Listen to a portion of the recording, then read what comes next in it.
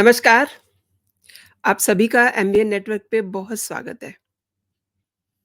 तो दिल्ली के सीएम अरविंद केजरीवाल इस्तीफ़ा देंगे नहीं, उनसे तो इस्तीफ़ा लेना होगा क्योंकि 9 सम्मन जिस मुख्यमंत्री ने इग्नोर कर दिए हों, फाइनली उनको गिरफ्तार करके घसीट करके लेके जाना पड़ा हो, वो क्या इस्तीफ़ा दे देंगे? उनसे तो इस्तीफ़ा लेना पड़ेगा।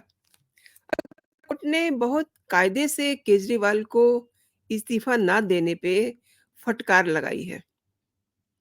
लेकिन आई डोंट थिंक कि उन पे इस फटकार का कोई फ़ायदा होगा। इसीलिए मैंने कहा ना कि उनसे इस्तीफ़ा लेना पड़ेगा, वो इस्तीफ़ा देने वालों में नहीं है। तो इसी पे बात करते हैं और अब वो सामने आ रहा है देखिए जो बहुत पहले हमारे सामने आना चाहिए था। आई मीन ये जो अब होने जा रहा है, ये बहुत पहले होना चाहिए था। दिल्ली के सीएम अरविंद केजरीवाल का इस्तीफ़ा अभी तक क्यों नहीं लिया गया? कितने सारे ऐसे काम पेंडिंग में पड़े हुए हैं। रिज़ाइन होता है, एड्रेस होता है अरविंद केजरीवाल को एंड अरविंद केजरीवाल तो वहाँ है ही नहीं। आई मीन सीएम तो वहाँ है ही नहीं, सीएम तो जेल में है। एंड आप ये देखिए कि सीएम जेल में है, कितना बुरा साउंड करता है। ये बात विदेशों तक सुनी जा रही है कि भारत का एक सीएम जेल में है और वो ज़िद पर है कि उसे सरकार जेल से चलानी है। जबकि सरकार जेल से चल नहीं सकती। और आपको याद होगा कि इस मामले में पहले भी दिल्ली हाई कोर्ट ने अरविंद केजरीवाल के इसी मामले को लेकर के, इस्तीफे वाले मामले को लेकर के बहुत ही शालीन शब्दों में ये बात कही थी कि इस मामले में सु high court, Delhi high court कोई फैसला नहीं ले सकता। इसमें सीधे तौर पे हमारी केंद्र सरकार सक्षम है। हम अगर फैसला लेते हैं तो इसका मतलब कि सरकार काम नहीं कर रही और हम ये नहीं मानते हैं कि सरकार काम नहीं कर रही है, सरकार अपना काम कर रही है और इस मामले में केंद्र सरकार और एलजी ही कुछ कर सकते हैं। ये उनके वर्डिंग्स थे। अब फिर से कुछ ऐसा हिसाब बना कि मसला फिर हाई कोर्ट में पहुँच गया है। लेकिन अरविंद केजरीवाल ठहरे नैतिकता से कोसों दूर। मतलब नैतिकता की बात उनके लिए कोई मायने नहीं रखती। मतलब जिस व्यक्ति के लिए जो व्यक्ति राजनीति बदलने आया था, देखिए उसने राजनीति किस तरीके से बदली। उसने राजनीति ऐसे बदली कि सब कुछ बदल दिया। बिना रिज़ाइन किए जेल चले गए हैं, जेल यात्रा पे निकल गए हैं। अब काम सफ़र हो रहा है। उन्हें भी अच्छा से पता है कि जेल मैनुअल क्या कहता है। ठीक है, हमारे संविधान में ये नहीं लिखा हुआ कहीं भी कि कोई मंत्री, कोई प्रधानमंत्री, कोई मुख्यमंत्री इस्तीफ़ा दे के ही जाएगा जेल। लेकिन ये भी कहीं नहीं लिखा हुआ कि जेल से सरकार चल सकती है।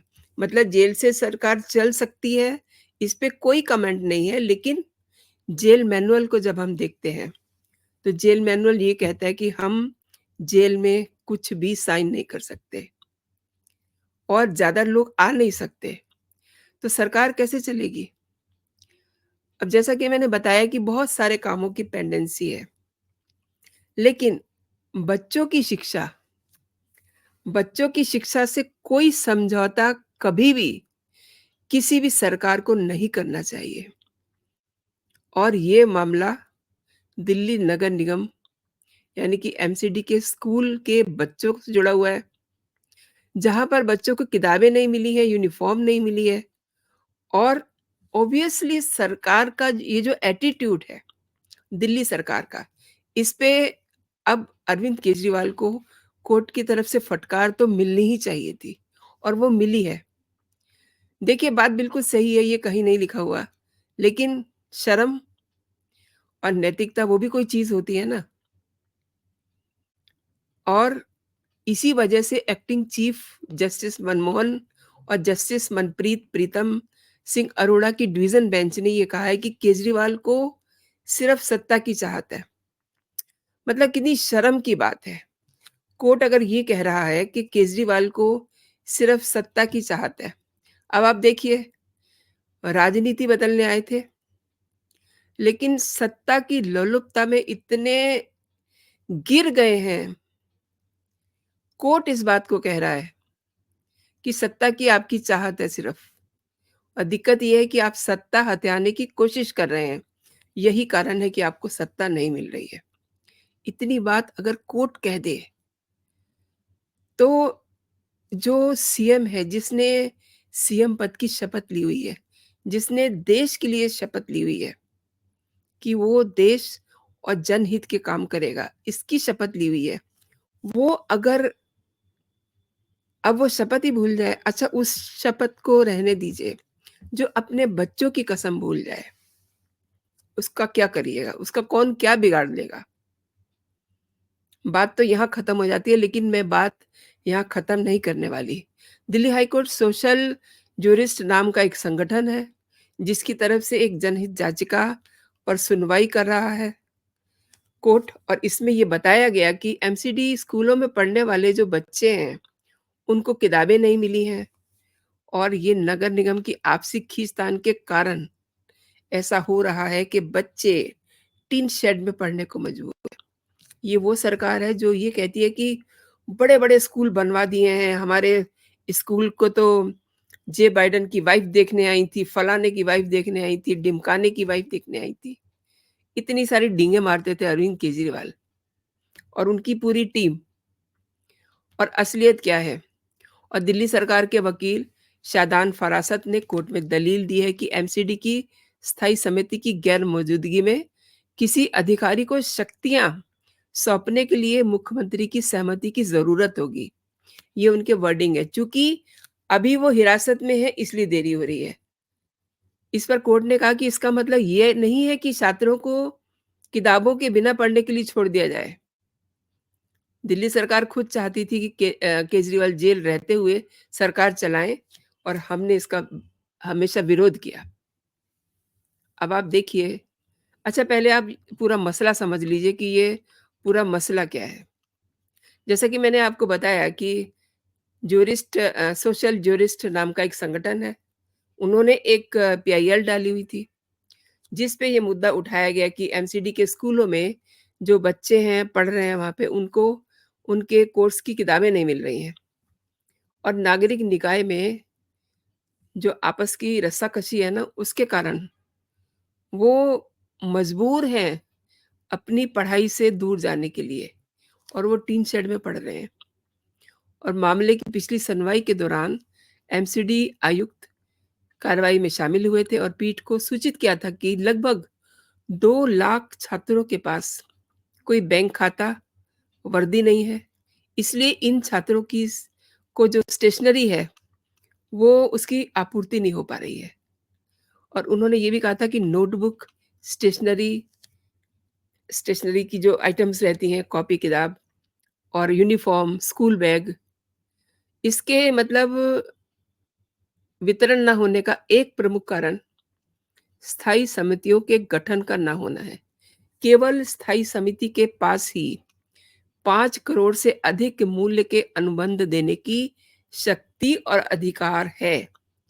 न्यायालय ने तब कहा था कि कोई शून्य नहीं हो सकता। यदि किसी कारण से स्थायी समिति उपलब्ध नहीं है, तो वित्तीय शक्तियां दिल्ली सरकार द्वारा एक उपायुक्त प्राधिकारी को सौंपी जानी चाहिए।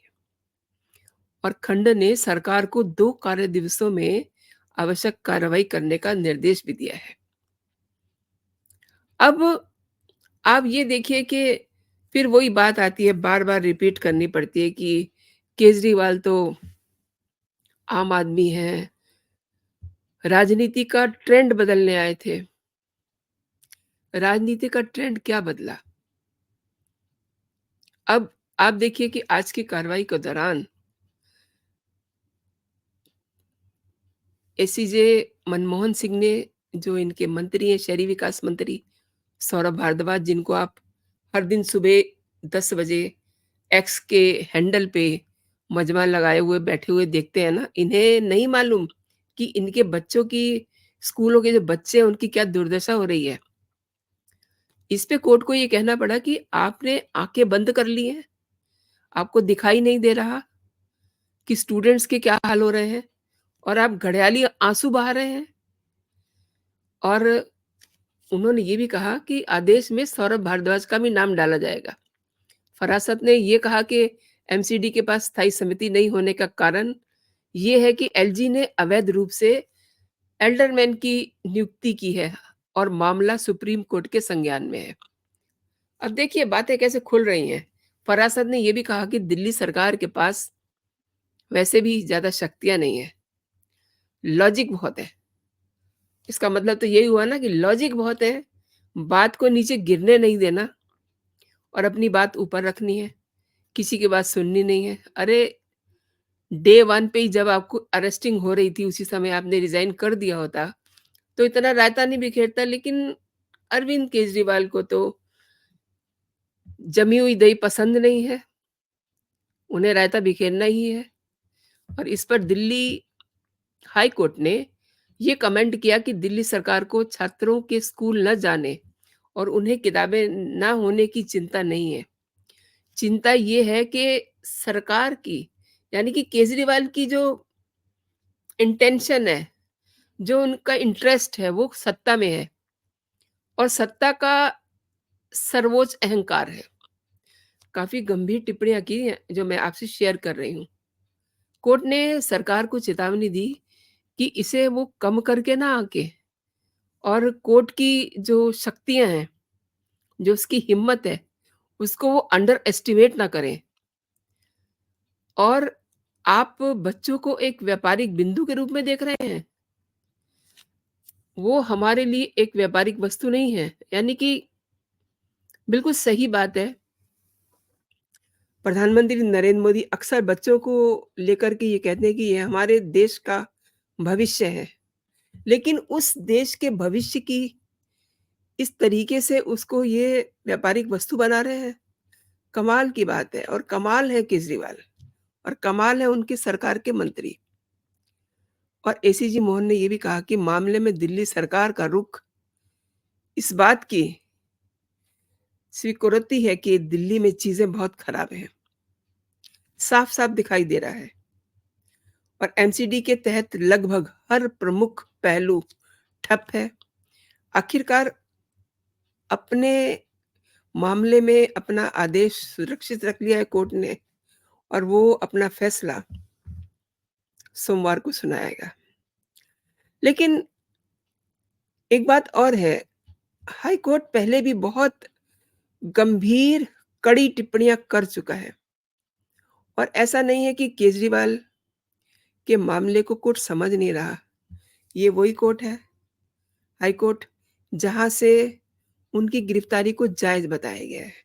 तो क्या अब उनको ये नहीं पता होगा कि इनको रिज़ाइन भी करना चाहिए? लेकिन हमारे संविधान में ये नहीं लिखा हुआ कि कोई भी व्यक्ति ज़रूरी नहीं है कि वो रिज़ाइन करे और जेल जाए। वो जेल जा सकता है। अब वो जेल चले गए, रिज़ाइन नहीं किया। लेकिन आप मेरी बात याद रखिएगा कि उन वो रिज़ाइन नहीं देंगे, उनसे रिज़ाइन लेना पड़ेगा। He is such a person. Arvind Kejriwal आराम से रिज़ाइन नहीं देंगे, मतलब वो देंगे ही नहीं, आराम से क्या, वो देंगे ही नहीं। उनसे तो रिज़ाइन लेना पड़ेगा। जिस तरीके से उन्होंने 9 सम्मन ईडी के इग्नोर कर दिए, फाइनली ईडी की टीम को उनके घर आना पड़ता है और फिर उनको 10वां सम्मन थमा करके उनको अरेस्ट करके लेके जाना पड़ता है। तो अब उनका जो इस्तीफ़ा है, वो भी इसी तरीके से लिया जाएगा। दूसरी बात ये है कि लास्ट टाइम इसी मामले पे इसी कोर्ट ने ये कहा था बहुत शालीनता से कि इस मामले में इंटरवीन करना चाहिए केंद्र को, इंटरवीन करना चाहिए एलजी को। और ये जो 356 है, ये किस चिड़िया का नाम है? इसका इस्तेमाल कीजिए। एलजी क्यों नहीं लिख कर के भेज रहे हैं कि इतने सारे काम पेंडेंसी में हैं और सरकार बर्खास्त की जाए, राष्ट्रपति शासन लगाया जाए? या फिर अगर कोई और रास्ता है, जो मैं आपको नहीं बता पा रही हूँ, उस रास्ते पे चला जाए, लेकिन बच्चों के साथ तो खिलवाड़ ना किया जाए। ये वो मसला नहीं है कि आनंद का इस्तीफ़ा है, वो अरविंद केजरीवाल ही लेंगे। वो गए तेल लेने, इस्तीफ़ा बाद में भी हो जाएगा, जो उन्होंने केजरीवाल को एड्रेस किया है। ये बच्चों के भविष्य का मामला है, उनकी पढ़ाई का मामला है। उनके भविष्य के साथ खिलवाड़ करने का किसी को भी हक नहीं है और कोर्ट ने जो ये संज्ञान लिया है ना, इससे बढ़िया और कोई बात नहीं हो सकती। अब सोमवार तक देखना होगा कि हाई कोर्ट क्या इसमें निर्णय सुनाता है, क्योंकि कोर्ट को भी इसमें निर्णय सुनाने में ज़्यादा, आप समझ रहे हैं ना, आसानी नहीं होगी। ये मामला बहुत पेचीदा है और अरविंद केजरीवाल ऐसी पेचीदगियाँ पैदा करने में बड़े माहिर हैं, क्योंकि उन्होंने इतने दिन जो सरकार चलाई है, इतने दिनों से जो वो मुख्यमंत्री बने रहे हैं, वो इसी तरीके से बने रहे हैं, पेचीदगियाँ पैदा करके। उन्होंने किसी काम का कोई सॉल्यूशन नहीं निकाला। देखिए, ये वो मुख्यमंत्री हैं जिनके पास कोई विभाग नहीं है। ये वो मुख्यमंत्री हैं जो किसी फाइल पे साइन नहीं करते हैं। ये वो मुख्यमंत्री हैं जो सिर्फ़ कंसेंट देते हैं। ये वो मुख्यमंत्री हैं जो केवल बड़े-बड़े घोटालों को लेकर के जो मीटिंग्स होती हैं, वो अपने रेज़िडेंस पे बुलाते हैं। बाकी जो काम है सरकार के, वो उतने ही करते हैं जितने से वो मीडिया में फ़ोकस हो जाए। इसके अलावा कुछ नहीं।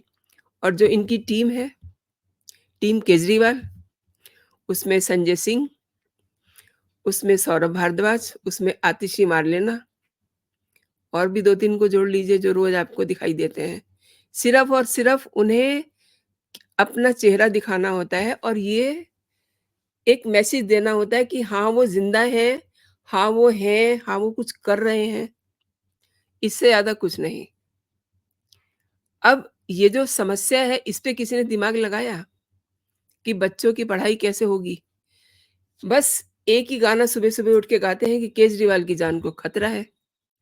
केजरीवाल ये, केजरीवाल की इंसुलिन, केजरीवाल की शुगर, केजरीवाल का डाइट चार्ट। अरे, जो मेन चीज़ें हैं, उन पे तो ध्यान दीजिए आप। अब सोमवार को ये देखना बड़ा दिलचस्प होगा, क्योंकि ये फैसला लेना कोर्ट के लिए भी आसान नहीं होगा। अब क्या रास्ता कोर्ट निकालता है, ये सब देखना बड़ा इंटरेस्टिंग होगा। आपने दोस्तों मेरे साथ पूरा वीडियो देखा। आप ही से मैं पूछती हूँ कि अरविंद केजरीवाल जो बच्चों के भविष्य के साथ खिलवाड़ कर रहे हैं, क्या ये सही है? आप अपना जवाब मेरे कमेंट सेक्शन में ज़रूर ड्रॉप कीजिएगा। अभी तक अगर आपने मेरा चैनल सब्सक्राइब नहीं किया है, तो मेरे चैनल को सब्सक्राइब भी कर लीजिए। बेल आइकन को प्रेस कर दीजिए ताकि सारे नोटिफ़िकेशन आपको समय से मिल सके। एंड आपने पूरा वीडियो देखा। अब आप मुझे ये बताइए कि आपको ये वीडियो कैसा लगा? मैं चाहूँगी कि आप इसे लाइक ज़रूर करें। अपने दोस्तों में इसे शेयर कीजिए ताकि लोगों को पता चले कि अरविंद केजरीवाल कर क्या रहे हैं। तो अभी के लिए दोस्तों इतना ही। आप अपना और अपनों का बहुत सारा ख़्याल रखें। खुश रहें, स्वस्थ रहें। जय हिंद, जय भारत।